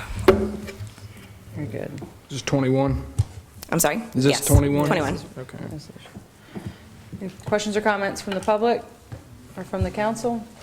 Pleasure of the council. Make a motion to approve. Second. Councilman Leon. Aye. Councilman DiVittorio. Aye. Councilwoman Gonzalez. Aye. Councilman Andrews. Aye. Motion approved. Number 22, a resolution to grant a waiver of the City of Hammond's open container law to the Downtown Development District and its approved merchants during the Starry November Night held on Friday, November 15, 2019 from 6 p.m. to 10 p.m. Event is held within the boundaries of East and West Charles Street, North and South Cherry Street, East and West Coleman Street, and North and South Pine Street. Olivia. So we have a beer truck at our main stage, and this is also going to allow some of our merchants to do outside bars, things of that nature. Questions or comments from the public, from the council? Pleasure of the council. Motion to approve. Second.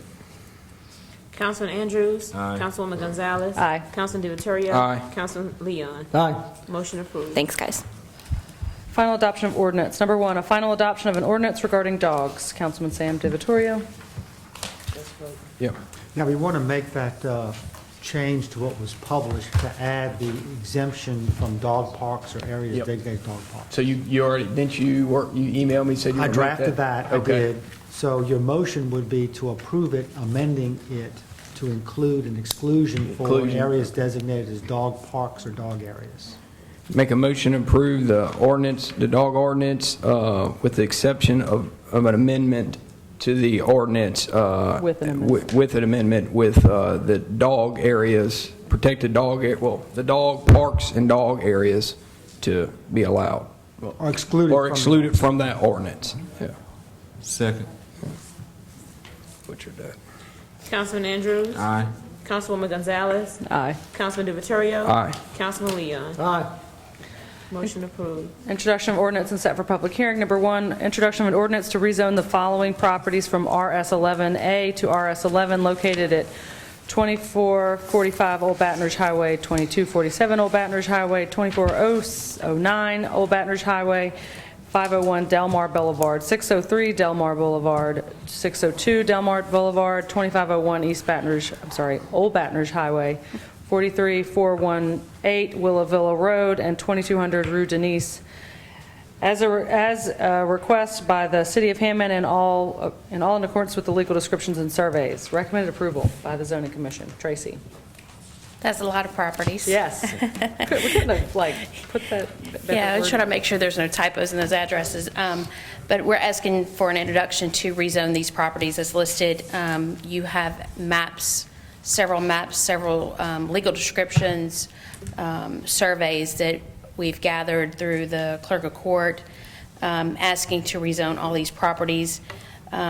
Basically, these properties were annexed into the city as a default zoning, and back in the day, those large tracts of land allowed for mobile homes, kind of farmland, those type of properties that would allow for mobile homes. We're asking to rezone these to protect the current homeowners in that area now. Around Villa West, most of these properties are on Delmar, Old Baton Rouge Highway. There is a large tract that is actually in Devon's district that we noticed. It wraps around the Villa West properties on the west side near the Willa Villas. So we're asking to rezone that to RS11 instead of RS11A, and the only change is to remove mobile homes. The lot sizes stay the same. We've contacted all the property owners. We've gotten signatures. We had our public hearing, and everyone was in agreement, and we recommend approval by the Zoning Commission. I'm in strong favor of that. I think that was great. When I realized that, I wanted to actually speed it up a little bit and make sure it gets done, because it definitely protects the residents that have homes in Villa West and around. So definitely in strong favor of that. A lot of them didn't even realize one of these parcels is actually the church that's inside Villa West subdivision, and I think people take that for granted that I'm going to live here forever, or the Villa West swimming pool is going to be here forever. So in order to protect those properties, we need to get that rezoned and do this change. Yep. All right. Pleasure of the council. Make a motion to approve. Introduce. Second. Councilman Andrews. Aye. Councilwoman Gonzalez. Aye. Councilman DiViterio. Aye. Councilman Leon. Aye. Motion approved. Public hearing is set for November 26, 2019. Thank you. I'll make a motion to adjourn. Second. Second, All in favor, third, say fourth, fifth. Aye.